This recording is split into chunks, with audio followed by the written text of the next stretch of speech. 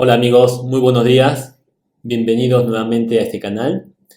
Y la idea es, como siempre, siguiendo los objetivos de estos videos, compartir el mensaje espiritual que está escondido en la Biblia. Escondido para aquellos que ya somos renacidos o aquellos hijos de Dios que aún no saben y están buscando el camino para que esta palabra sirva como una espada que divide su alma del espíritu mundano para que pueda renacer del Espíritu Santo. Y así como vimos que Génesis, más que la creación del mundo, habla más bien del nacimiento de uno mismo por medio de la verdadera luz que es Jesús, cuando brilla en lo que es la tierra, sin orden y sin forma, que no es nada más que nosotros que hemos nacido de la carne antes de conocer, antes de ver la luz verdadera que nos da la vida eterna. Y hemos visto en el video anterior, en la historia de Esaú y Jacob, el misterio de la primogenitura del segundo hijo, que significa espiritualmente nacido del Espíritu Santo, el hijo de la promesa, el hijo de Jerusalén celestial, que es por medio de nuestro postrer Adán, el segundo Adán, el hijo de Adán, el hijo de hombre, que es Jesús, que es el espíritu vivificante, el espíritu que da vida eterna, que Dios nos cuenta por medio de sus sombras, que son Isaac y luego Jacob. Y que el primer hijo, hemos visto, según la carne, que pierde la primogenitura, que aparece en la figura de Ismael y en la figura de Esaú, no es nada más que nosotros mismos, nacido del vientre de nuestra madre. El primogénito, según la carne, nacido en pecado por medio del primer Adán, el primer hombre, el alma viviente, pero con el espíritu mundano para la muerte eterna, quien murió, como Dios le dijo, el mismo día que comió el fruto prohibido, porque un día de Dios son como 1000 años de hombres y Adán no llegó a cumplir 1000 años. Sin embargo, la historia que vamos a ver hoy, Jacob y sus 4 mujeres, y la historia que veremos en el video siguiente, que es Judá y Tamar, es algo diferente, un poco más compleja, ¿no?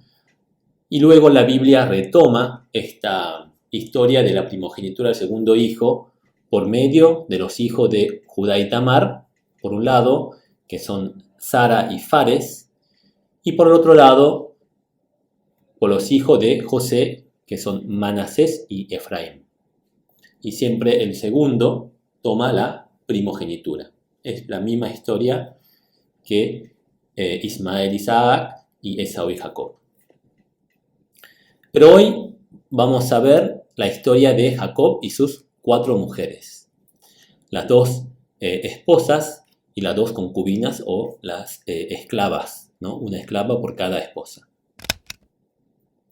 Bien, Jacob, como vimos, es el hijo de la promesa de Isaac y es quien lleva la semilla, o más bien la sombra de la semilla del Mesías, que se transmite de generación en generación por medio del hijo varón, hasta que se cumple lo que dice en Jeremías 31:22, que la mujer rodeará al varón, ¿no? Que se cumple en María o Miriam, que es una mujer virgen, y finalmente esta semilla que se transmite de varón a varón, ¿no? Varón al hijo varón, ¿no? Se corta porque es Dios mismo quien viene y habita en el cuerpo de hombre a través de una mujer virgen. Bien, Jacob sabemos que es Israel, es decir, el que Dios lucha con él. Y sus esposas, Lea y Raquel, representan, por lo tanto, la Virgen de Israel, la novia de Israel. Esta figura de la iglesia de Dios, ¿no? Como novia, como desposada, como la futura esposa. Sabemos que Jacob, cuando se escapa de su hermano Esaú, va a la casa de su tío Labán, ¿no? Que era el hermano de su madre. Y Jacob se enamora de Raquel, o Rahel, que significa oveja, que es la hija menor de Labán. Y Labán, le promete entonces a Jacob de darla como esposa si llegaba a trabajar 7 años como pastor de ovejas. Y en la noche de la boda, Jacob es engañado, bueno, ustedes saben la historia, y cuando se despierta al día siguiente se da cuenta que no es Raquel, sino Lea, la hermana mayor. Y cuando se queja, Labán dice que no puede él dar a casamiento la menor antes que la mayor. Entonces le pide a Jacob que se quede una semana con Lea y luego le dio a Raquel, y por Raquel Jacob tuvo que trabajar 7 años más, el mismo periodo, ¿no?, anterior.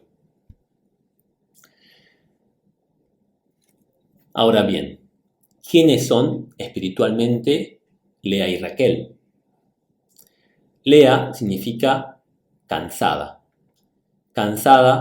de esperar el amor de su marido que nunca llega. Lea es la mujer de Jacob, es decir, la Virgen de Israel según la ley. Y Raquel es la Virgen de Israel según la promesa. Y es la sombra de la iglesia, Raquel es la sombra de la iglesia de Jesús según espíritu y verdad, ¿no? Es la iglesia según la promesa. Y Jacob trabajó 7 años por su mujer de la promesa, por Raquel. 7 es el número de la promesa y representa el tiempo de Dios. Sin embargo, primero debía casarse con la mujer según la ley, con Lea. Y durante una semana cumple con Lea como esposo y luego se casa con Raquel, por quien trabaja otros 7 años más. Bien, espiritualmente los 7 años representan los años de la promesa de Dios.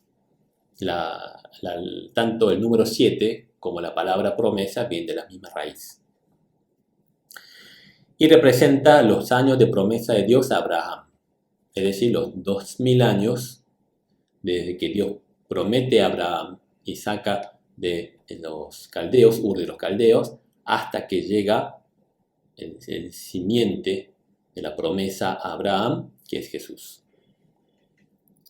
Y en una semana, en la semana de la Pascua, Jesús cumple con este pueblo, ¿no? Se erige como Mesías y renació en espíritu, pero el pueblo lo rechaza, ¿no? Porque según la ley ellos no podían entender lo espiritual. Y aquí vemos que la promesa de Dios a Abraham fue siempre espiritual, pero antes tenía que darle la ley, Lea, para poder cumplir esto.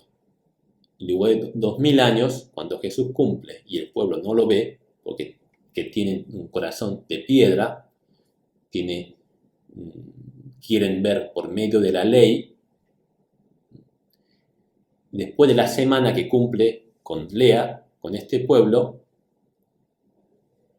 Jesús, Jacob, Israel, se casa con Raquel, la mujer de la promesa, y trabaja durante 7 años, otro periodo de la promesa de Dios, que son los 2000 años de gracia para los gentiles. Y luego de estos 7 años, luego de estos 2000 años, Jesús volverá para buscar tanto su novia de la promesa como su novia de la ley, porque la ley que Dios hizo a Abraham fue con sangre, cortando los animales por la mitad, pasando él mismo en forma de fuego y manchándose con sangre. Así que esa palabra, aunque lo que quiso decir inicialmente siempre fue espiritual, su promesa en la ley, él la va a cumplir. Y se cumple, o se va a cumplir, ¿no? En el tiempo que estamos viendo ahora. En el tiempo del fin, en el tiempo de la última semana de Daniel. Entonces, Lea es la madre de Judá, quien lleva la semilla del Mesías, como dice Jacob en sus bendiciones, ¿no? Que él va a tener el cetro de Israel hasta que venga Silo, hasta que venga el Mesías. Y Jesús mismo lo afirma, lo dice a la mujer samaritana, que la salvación, Yeshua, la salvación de Dios, es decir, él mismo, Jesús, viene de los judíos. Lea representa entonces el pueblo de Dios según la ley, según el pacto de sangre de Dios con Abraham.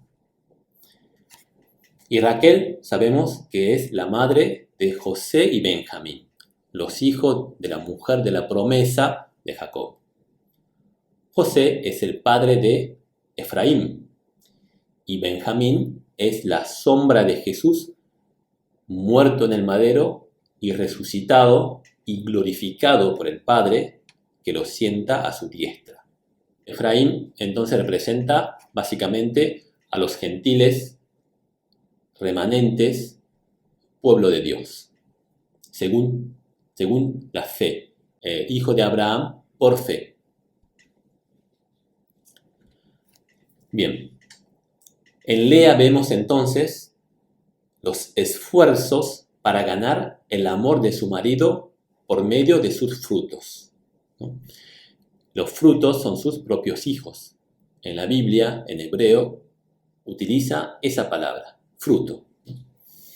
Y Dios bendice a Lea con los primeros 4 hijos de Jacob.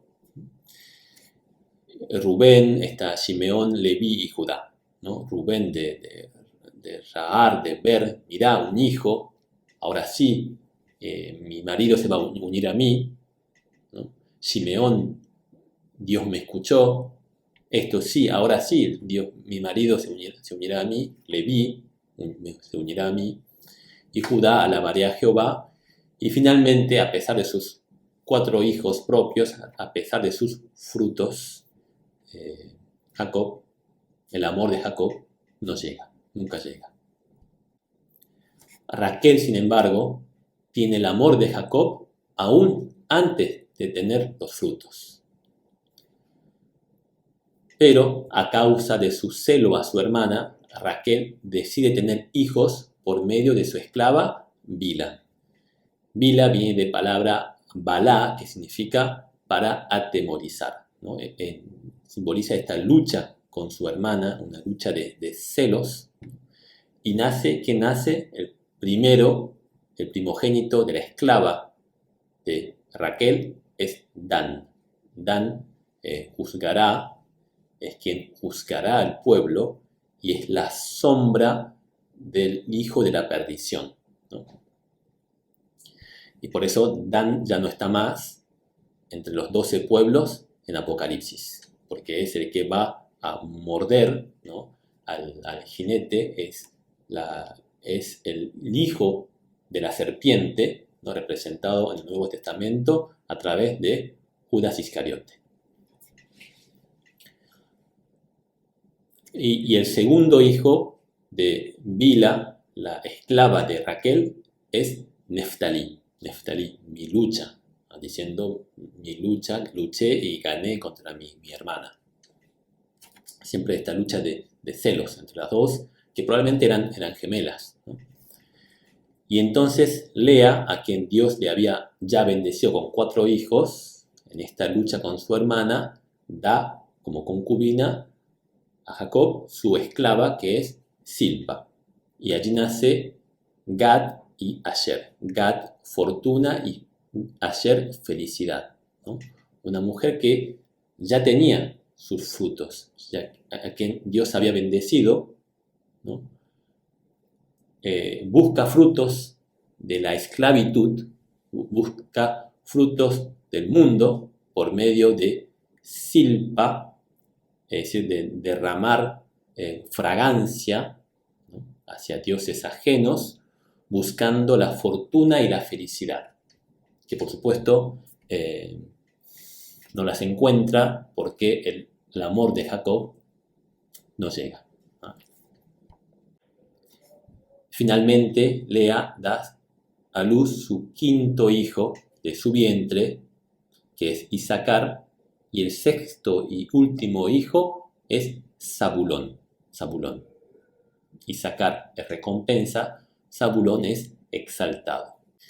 Es interesante ver que en la profecía de la venida de Jesús como luz, ¿no?, la tierra que vivía en tinieblas, ¿no?, luz les resplandeció, habla de la tierra de Zabulón y de Neftalí, ¿no?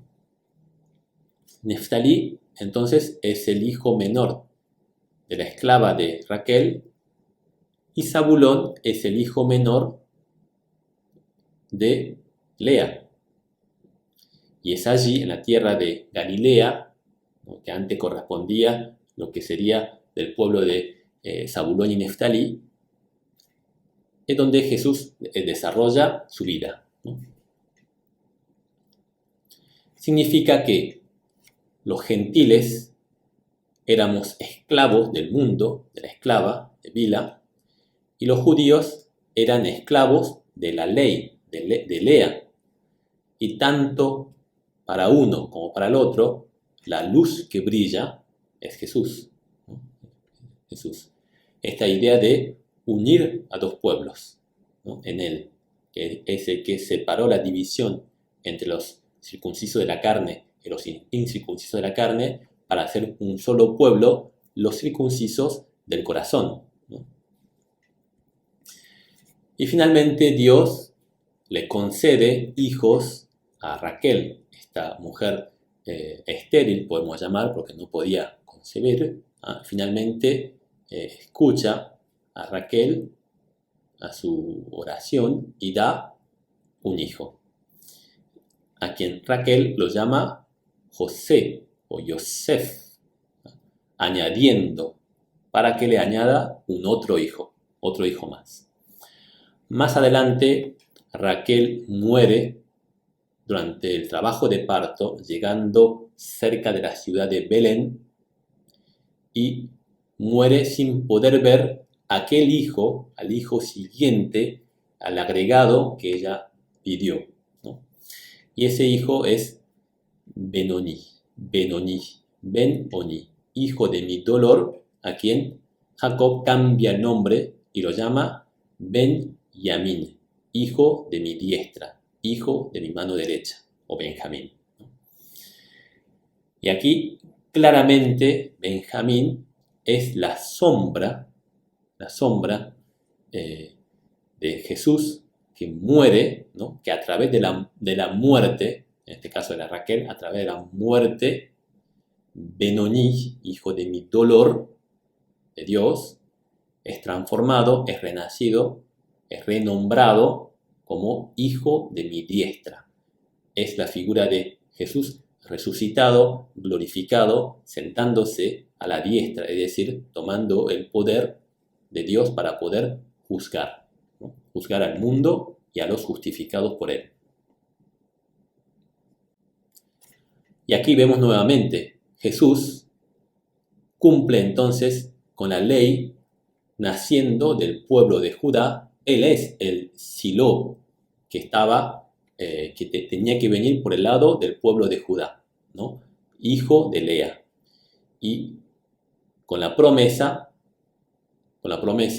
siendo el cumplimiento de lo que fue mostrado en Benjamín, ¿no?, hijo de Raquel. Entonces cumple con las dos cosas. Él es, según la ley, según la carne, hijo de la tribu de Judá, y según la promesa, es el hijo de Raquel, ¿no? Otra vez, borrando cualquier división entre dos pueblos y haciendo de los dos un solo pueblo, por medio de él, por medio de Jesús. Por último, en esta historia vemos que la última esposa, que es Raquel, es la amada de Jacob. Y es a quien Jacob amó desde el principio, haciéndonos saber claramente que la promesa de Dios fue siempre espiritual, fue siempre según la fe, ¿no? Y vemos a Lea, la primera esposa, según la ley, que sigue esperando en la ley y en sus frutos y en sus hijos el amor de su marido. Ahora bien, el primogénito de Israel, ¿quién es? El primogénito de Jacob en esta historia de sus 4 mujeres y sus 12 hijos, vemos que no es Rubén, porque le quita la primogenitura, ¿sí? Rubén, que es el primero. Tampoco es Judá, es el más poderoso y es la cabeza del pueblo judío o de Judá, y por medio de quien llegará o está la sombra del Mesías, pero tampoco es el primogénito. Y vemos que por el lado de Raquel, José era el más amado, el más bendecido de Jacob, pero tampoco es el primogénito, y tampoco Benjamín. El primogénito de Jacob es Efraín, es decir, el hijo menor de José. En la historia, en la Biblia, en Génesis, vemos Jacob adoptando los primeros 2 hijos de José, ¿no? Manasés, que era mayor, y Efraín, que era el menor. Y en el momento de las bendiciones, Jacob le dice a José que los iba a adoptar, que iban a ser desde ahora sus hijos, y que los hijos que tendrá más adelante serán de él, de José. Y entonces sienta a José al mayor en la pierna derecha de su padre, de Jacob, y a Efraín en la pierna izquierda para que pueda bendecir. La bendición mayor para Manasés y la bendición menor para Efraín. Y Jacob, en el momento de bendecir, cruza los dedos, cruza las manos y le da mayor bendición a Efraín, ¿no? José se enoja, pero Jacob dice que es a propósito y que debe ser así. Bien. La primogenitura de Efraín es confirmada por Dios mismo, por Jehová, en Jeremías 31:9, cuando dice que yo soy a Israel por padre y Efraín es mi primogénito. Efraín es mi primogénito. Es decir, es por lado de Raquel que llega la primogenitura de Israel.